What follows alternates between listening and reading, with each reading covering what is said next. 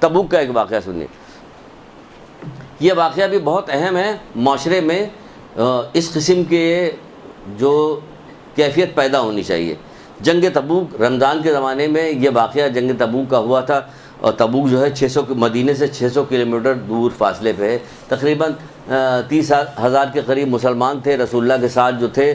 وہ لوگ اس جنگ میں شرکت کرنے کے لیے گئے. غربت کا یہ عالم تھا اس زمانے میں اسلام کی کہ ایک کھجور 2 مسلمان لیتے تھے. ایک کھجور 2 مسلمان. اتنا دور فاصلہ تھا کہ سواری نہیں تھی. رسول اللہ نے کہا تھا کہ سب لوگ چپلیں اضافی جوتے چپل رکھ لیں، کیونکہ راستہ چلتے چلتے چلتے پھٹ جائے گا، پھر پیر میں چھالے پڑیں گے. تو رکھ لیا گئے تھے، جا رہے تھے. کتنے اچھے لوگ تھے یہ 7 دن. ہم سے کون سی ایسی محنت کروائی جا رہی؟ کوئی بھی محنت نہیں کروائی جا رہی. آپ سے کون سا فاقہ کروایا جا رہا کہ گھر میں اپنے حصے کا جو ہے اگر بچہ چھوٹا بھائی چھین کے لے جائے تو کتنا جھگڑا ہو رہا ہوتا. وہاں ایک کھجور پہ 2 مسلمان چل رہے تھے. لیکن جب وہاں پہ جانے لگے تو کچھ منافقین اور کچھ 3 کے قریب مسلمان ایسے تھے جو ٹال مٹول میں رک گئے کہ اچھا چلے جائیں گے، ابھی پہ کل چلے جائیں گے، جب پرسوں چلے جائیں گے. ٹال مٹول کرتے رہے یہاں تک کہ وقت گزر گیا. وقت گزر گیا تو جب یہ لوگ جنگ کر کے واپس ہوئے تو یہ لوگ استقبال کے لیے گئے. جب یہ لوگ استقبال کے لیے گئے تو رسول اللہ نے کہا کہ تم لوگ کیوں نہیں گئے تھے؟ تو کہنے لگا اللہ کے رسول آپ سے جھوٹ تو بول نہیں سکتے. بات ہے کہ ہم لوگ سستی اور ٹال مٹول میں رکے، پھر آج چلے جائیں گے، کل چلے جائیں گے، آج چلے جائیں گے، کرتے رہے یہاں تک کہ وقت گزر گیا. اللہ کے رسول نے منہ پھیر لیا اور چلے گئے. یہ لوگ آگے بڑھے جو دوسرے صحابی تھے کہ ان سے استقبال کرے، ان سے کہ انہوں نے بھی منہ پھیر لیا، وہ لوگ بھی چلے گئے. یہ لوگ بڑے پریشان ہوئے. بات مدینے میں پھیل گئی. مدینے میں کوئی آدمی ان سے بات کرنے کو تیار نہیں ہے. مدینے والے کوئی ان لوگوں سے بات نہیں کر رہے. بات پھیل کے گھر تک گئی. گھر میں بیویاں ان سے بات نہیں کر رہی. بیویاں بات نہیں کر رہی اور بیویاں رسول اللہ کے پاس پہنچ گئیں. اور رسول اللہ کے پاس پہنچ کے کہنے لگے اے اللہ کے رسول ہم اپنے مردوں کو کیا چھوڑ دیں؟ تو اللہ کے رسول نے کہا نہیں، ان سے تعلقات منقطع رکھو لیکن چھوڑو مت، انہیں کے ساتھ رہو. اب یہ لوگ باہر بیٹھ کے تینوں توبہ تلہ کرنا شروع کر دیا ان لوگوں نے. کوئی اثر ہی نہیں ہو رہا. لوگ آتے تھے دور سے کھانا دے کے چلے جاتے تھے، بات کوئی بھی نہیں کرتا تھا. جب انہوں نے دیکھا کہ مدینے کے لوگ بھی نہیں بات کر رہے ہیں، گھر میں ہمارے رشتہ دار بات نہیں کر رہے ہیں، بیویاں ہماری بات نہیں کر رہی ہیں، تو اب کیا کیا جائے؟ تو ان کا کہا اب ہم لوگ ایسا کرتے ہیں، ہم لوگ بھی ایک دوسرے سے الگ الگ ہو جاتے ہیں اور پہاڑ پہ چلتے ہیں، وہاں چل کے توبہ کرتے ہیں. یہ لوگ وہاں سے بھی اپنے پاس سے بھی الگ ہو گئے، دور چلے گئے، پہاڑ کے پاس چلے گئے، وہاں جا کے توبہ کرنا شروع کیا. توبہ کرتے یہاں تک کہ توبہ کرتے رہے کہ اللہ تعالیٰ نے قرآن کی آیت سورہ توبہ آیت کی نشان 117 نازل ہوئی. کیا نازل؟ اس میں اللہ تعالیٰ کے ارشاد ہوا کہ ایک جماعت کے دلوں میں کجی پیدا ہو گئی تھی، پھر اللہ تعالیٰ نے ان کی توبہ قبول کر لیا اور ان پہ ترس کھا کے مہربانی ان پہ کی. کیا ہوا؟ اب توبہ جا کے قبول ہوئی. کیوں قبول ہوئی؟ اس میں کیا سبق ہمارے لیے ملتا ہے؟ کیا ملتا ہے؟ ملتا یہ ہے کہ جب کسی آدمی نے کوئی گناہ کیا، لوگوں کو پتہ چل گیا، ہم اس سے راضی ہیں. راضی رہتے نا، کہاں کوئی بولنے کو تیار. ہم سے کیا مطلب؟ ہم کہتے ہیں کہ ہم سے کیا مطلب، ان کا لڑکا یہ تو ہم سے کیا مطلب، ان کی لڑکی وہ تو ہم سے کیا مطلب. سب ایک دوسرے کو کہتے ہیں کہ ہم سے کیا مطلب، ہم سے کیا مطلب. تو کیا ہوتا کہ پریشر نہیں ہوتا. پہلے پریشر ہوتا تھا. پہلے زمانے میں چچا کو دیکھ کے ڈر جاتے تھے لوگ، ماموں کو دیکھ کے ڈر جاتے تھے لوگ، خالہ کی عزت کر رہے ہوتے تھے.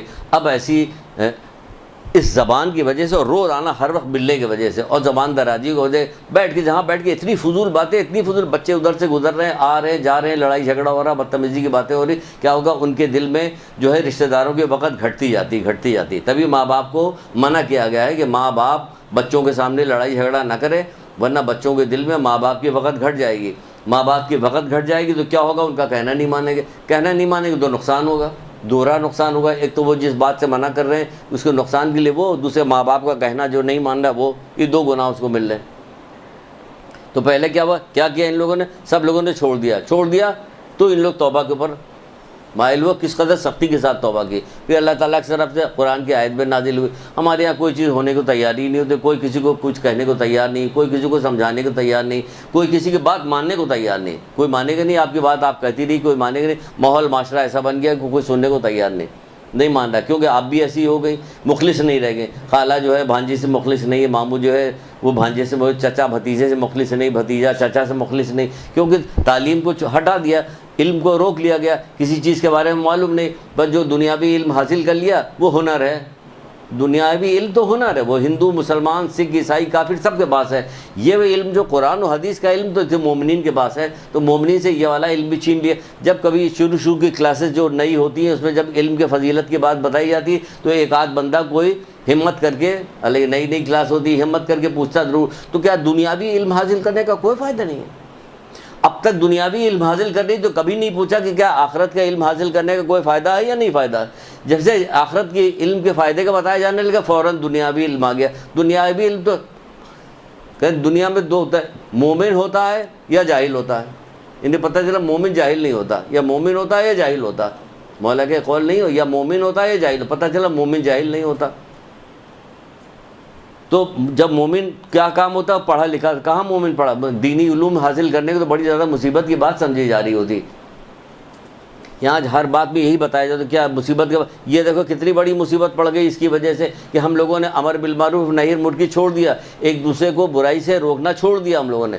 جب چھوڑ دیا ہم نے تو دیکھیں سب کا سب ڈوب گیا, سارا معاملہ ڈوب گیا, سب خراب ہو گیا. اب ہم ہاتھ ملتے رہتے ہیں کہ ہمارا لڑکا کسی طرح سے ہماری بات نہیں مان رہا. اسے پتا کہ چچا کیا کر لیں گے, ہمارا ماموں کیا کر لیں گے, ہمیں کوئی کچھ نہیں کہے گا. جتنی بدتمیزی کر سکتے ہو کرو ماں باپ سے, جتنی بدتمیزی کر سکتے ہو شوہر کے ساتھ کرو, شوہر جو ہے بیوی کے ساتھ کرے. معلوم ہے کوئی کچھ کہنے والا نہیں, کچھ نہیں کہیں. ان کو جو ہے پورے معاشرے نے چھوڑ دیا. نہیں ڈر رہے تھے, اب ڈرو. یہ ڈر گئے, پورے معاشرے نے چھوڑ دیا کہ جاؤ کوئی تم سے بات نہیں کرے گا. یہ تو بہکا رہے تھے, چھوڑنا مت بڑھیا کو, بہت اس کا دماغ خراب. وہ بہو کو بہکا رہی ہوتی, پڑوسن فلانی رشتہ دار, کہیں شادی لگنے والی ہوتی تو لوگ اپنے رشتہ داروں کو بتاتے نہیں کہ شادی چھوڑوا دیں گے. کہتے کہتے غضب کی کیسی چیزیں ہو گئی جو ان کو اندازہ نہیں کہ بعد مرنے کے کیا ہوگا. کہ جب مریں گے تو دیکھا جائے گا کیا ہوگا. نہیں, اس وقت نہیں دیکھا جائے گا, ابھی دیکھ لو, اس کے بعد کچھ نہیں دیکھو گے. پھر تو وہ لوگ دیکھیں گے, وہ تو وہ دیکھ رہے ہوں گے, کیڑے دیکھیں گے, گرز دیکھے گا, مارنے والا دیکھیں گے, پھر تو وہ دیکھیں گے. تم کیا دیکھو گے, تم تو مجبور ہوگے, ہاتھ پر بندھے ہوگے, پڑے ہوگے, کچھ بھی نہیں کر سکتے. ابھی دیکھنا ہے, اس وقت نہیں دیکھنا ہے.